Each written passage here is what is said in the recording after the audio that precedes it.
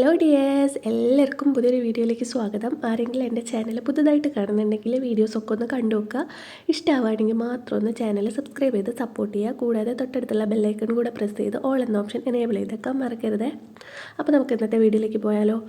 ആദ്യത്തെ ടിപ്പ് എന്ന് പറയുന്നത് ഇതേപോലത്തെ ഫൈബറിൻ്റെ പാത്രം, അതേപോലെ തന്നെ നമ്മുടെ ചായേൻ്റെ കപ്പ്, കോപ്പ, പ്ലേറ്റ് അങ്ങനത്തേലൊക്കെ നമ്മൾ കുറേ ഉപയോഗിച്ച് കഴിഞ്ഞാൽ ഫൈബറിൻ്റെ പാത്രങ്ങളൊക്കെ ആണെങ്കിൽ കറീൻ്റെ മഞ്ഞ കളർ അങ്ങനത്തെ ഒക്കെ പിടിച്ചെടുക്കും.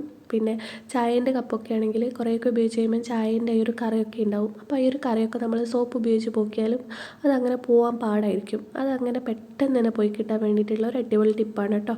അപ്പോൾ ഈ ഒരു പാത്രത്തിലേക്ക് കുറച്ച് ഉപ്പിട്ട് കൊടുക്കുക, പൊടി ഉപ്പിട്ട് കൊടുക്കുക കേട്ടോ.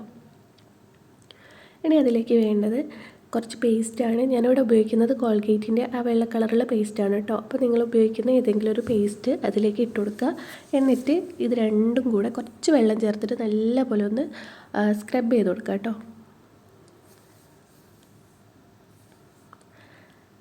ഇതിലേക്ക് ശകലം വെള്ളം ചേർത്തിട്ട് രണ്ടും കൂടെ നല്ല രീതിക്ക് തന്നെ ഒന്ന് തേച്ച് കൊടുക്കുക.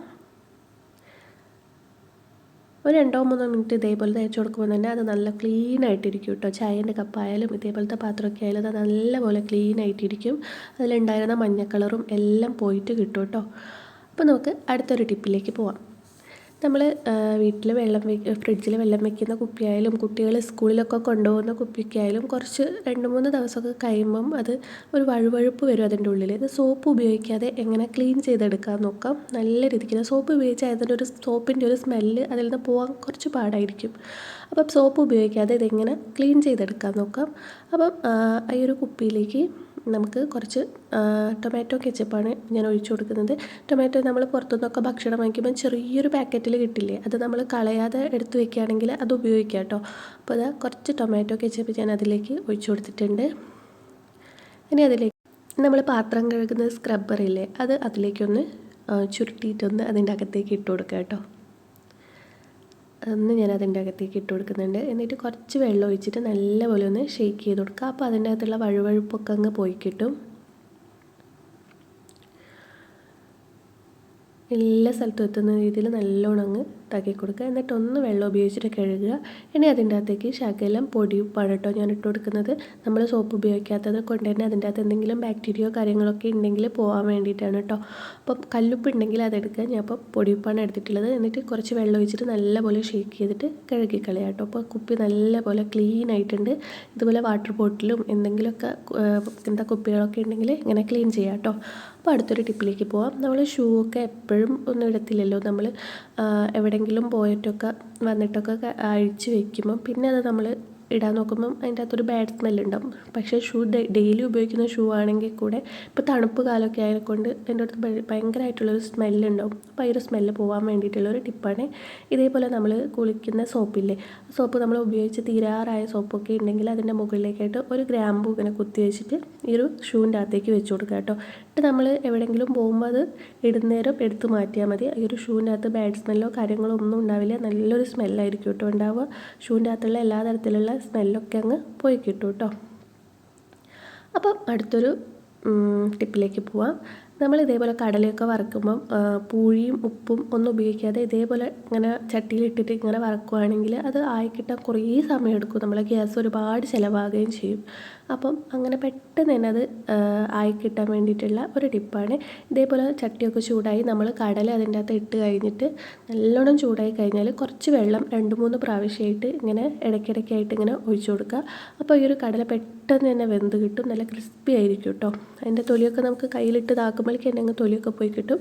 നമ്മൾ കാമണിക്കൂറൊക്കെ എടുത്ത് വറുത്തെടുക്കുന്ന കടല നമുക്ക് വെറും 5 മിനിറ്റ് കൊണ്ട് ഇതേപോലെ നല്ല രീതിക്ക് തന്നെ വെന്ത് കിട്ടും കേട്ടോ. അപ്പോൾ ഈ ഒരു ടിപ്പ് എല്ലാവരും ഒന്ന് ഉപയോഗിച്ച് നോക്കുക. അങ്ങനെ കടലയൊക്കെ വറക്കുന്ന സമയങ്ങളിൽ അധിക സമയം ഇല്ലാതെ തന്നെ നമുക്കിങ്ങനെ പെട്ടെന്ന് തന്നെ വറുത്തെടുക്കാൻ പറ്റും കേട്ടോ. അതാ കടലേൻ്റെ തോലൊക്കെ നല്ല രീതിക്ക് തന്നെ പോയിട്ട് കിട്ടുന്നുണ്ട്. ഇങ്ങനെ 2-3 പ്രാവശ്യമായിട്ട് ഇടയ്ക്കിടയ്ക്ക് വെള്ളം ഒന്നിങ്ങനെ ജസ്റ്റ് ഒന്ന് കുടഞ്ഞു കൊടുത്താൽ മതി കേട്ടോ. അധികം വെള്ളം ഒഴിക്കരുത്, കൈ കൊണ്ട് ജസ്റ്റ് ഒന്നിങ്ങനെ കുടഞ്ഞു കൊടുത്താൽ മതി. അപ്പോൾ അടുത്തൊരു ടിപ്പിലേക്ക് പോകാം. ഇതേപോലെ നമ്മൾ രാത്രിയൊക്കെ ഉറങ്ങാൻ പോകുന്ന സമയങ്ങളിൽ കുറച്ച് പൊടിയുപ്പ് എടുത്തിട്ട് ഈ ഒരു സിങ്കിൻ്റെ ഉള്ളിലും വാഷ് ബേസിൻ്റെ ഉള്ളിലൊക്കെ ഇങ്ങനെ ഇട്ട് കൊടുക്കുകയാണെങ്കിൽ ഒച്ചിൻ്റെയൊക്കെ ശല്യമൊക്കെ ഉണ്ടെങ്കിൽ ഒച്ചൊക്കെ വളരെ പെട്ടെന്ന് തന്നെ പോയിക്കോളും കേട്ടോ. ഒച്ച ഈ ഒരു ഉപ്പ് അതിൻ്റെ മുകളിൽ ഇടുമ്പോഴേക്ക് തന്നെ അത് നശിച്ചു പോകും കേട്ടോ. അപ്പം ഈ ഒരു ടിപ്പ് എല്ലാവരും ഒന്ന് ഉപയോഗിച്ച് നോക്കാം. ഒച്ച് നല്ല എന്തെങ്കിലും ബാക്ടീരിയാസ് ഒക്കെ ഉണ്ടെങ്കിൽ എല്ലാം നശിച്ചു പോകും. ഇതേപോലെ നമ്മൾ ഉള്ളിയൊക്കെ അരിഞ്ഞ് കഴിഞ്ഞാൽ പെട്ടെന്ന് വീട്ടിലൊക്കെ ആരെങ്കിലും വന്ന് അവർക്ക് വെള്ളമോ ചായ എന്തെങ്കിലും കൊടുക്കുമ്പം ഈ ഒരു ഉള്ളീൻ്റെ സ്മെല്ല് അതിലുണ്ടാവും. ഉള്ളീൻ്റെ സ്മെല്ല് പോകാൻ കുറച്ചൊരു പാടായിരിക്കും. അങ്ങനെയുള്ള സമയങ്ങളിൽ കുറച്ച് ചായപ്പൊടിയോ കാപ്പിപ്പൊടിയോ ഇട്ടിട്ട് കയ്യിൽ നല്ലോണം ഒന്ന് സ്ക്രബ് ചെയ്ത് കൊടുക്കുക. അപ്പം ഈ ഒരു ഉള്ളീൻ്റെ മണം അങ്ങ് പോയി കിട്ടും. ഉള്ളി മാത്രമല്ല നമ്മൾ മീനൊക്കെ മുറിച്ച് കഴിഞ്ഞാലുള്ള മണമൊക്കെ പെട്ടെന്ന് തന്നെ പോയി കിട്ടും കേട്ടോ. ഈ ഒരു ചായപ്പൊടിയൊക്കെ ഇട്ടിട്ട് കൈ ഒന്നിങ്ങനെ ഉരച്ച് സ്ക്രബ് ചെയ്ത് കഴിഞ്ഞാൽ ചായപ്പൊടി കാപ്പിപ്പൊടിയൊക്കെ ഉപയോഗിക്കാൻ പറ്റില്ല എങ്കിൽ കുറച്ച് വെളിച്ചെണ്ണ ഉപയോഗിച്ചാലും മതി കേട്ടോ. വെളിച്ചെണ്ണ ഉള്ളിയും അതൊക്കെ മുറിച്ച് കഴിഞ്ഞാൽ മീനൊക്കെ മുറിച്ച് കഴിഞ്ഞാൽ വെളിച്ചെണ്ണ കയ്യിലൊന്ന് തടവിയാൽ ഈ സ്മെല്ല് പൂർണ്ണമായിട്ട് തന്നെ പോയി കിട്ടും കേട്ടോ. അപ്പം അടുത്തൊരു ടിപ്പിലേക്ക് പോകാം. അടുത്തൊരു ടിപ്പ് എന്ന് പറയുന്നത് ഇതേപോലെ നമ്മൾ ഗ്യാസൊക്കെ എവിടെയെങ്കിലും വെച്ച് കഴിഞ്ഞാൽ ഗ്യാസ് വെക്കുന്ന സ്ഥലത്ത് ഒരു ഇരുമ്പിൻ്റെ കറ വന്ന് നിൽക്കുമല്ലോ. അതിപ്പോൾ നമ്മൾ ടൈൽസിലൊക്കെ വെള്ള ടൈലൊക്കെ ആണെങ്കിൽ പെട്ടെന്ന് തന്നെ കാണുകയും ചെയ്യും. അപ്പം ഈ ഒരു ഇരുമ്പിൻ്റെ കറ അവിടെ ഇങ്ങനെ വന്ന് ഇങ്ങനെ ഇരുമ്പിൻ്റെ കറ ആവാതിരിക്കാൻ വേണ്ടിയിട്ടുള്ള ഒരു ടിപ്പാണ് ഞാൻ പറയാൻ പോകുന്നത്. അതിന് വേണ്ടിയിട്ട് നമുക്ക് ആവശ്യമായിട്ടുള്ളത് ഒരു ചെറിയ കഷ്ണം ഉരുളക്കിഴങ്ങാണ്. അപ്പം ഒരു ചെറിയ കഷ്ണം ഉരുളക്കിഴങ്ങ് ഒന്ന് മുറിച്ചെടുത്തിട്ട് അതിൻ്റെ ഈ ഒരു ഭാഗത്ത് കത്തി വെച്ചിട്ട് ഒന്നും ഇങ്ങനെ കുത്തി കൊടുക്കുക. അതിൻ്റെ ഉള്ളിലുള്ള ഈ ഒരു നീര് പുറത്തേക്ക് വരാൻ വേണ്ടിയിട്ടാണ് കേട്ടോ.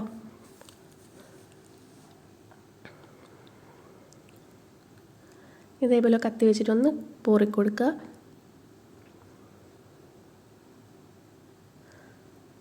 അപ്പോൾ അതിൻ്റെ ഈ ഒരു ഉള്ളിലുള്ള നീരൊക്കെ ഇങ്ങനെ പുറത്തേക്ക് വന്നിട്ടുണ്ടാകും. ഈ ഒരു നീര് നമ്മളെ ഗ്യാസിൻ്റെ സിലിണ്ടറില്ലേ, സിലിണ്ടറിൻ്റെ അടിഭാഗത്ത് ഈ ഒരു ഇരുമ്പിൻ്റെ അതൊന്ന് പൊക്കിയിട്ട് അതിൻ്റെ ഈ ഒരു അടിഭാഗത്ത് നല്ല രീതിക്ക് തന്നെ ഒന്ന് തേച്ച് കൊടുക്കുക.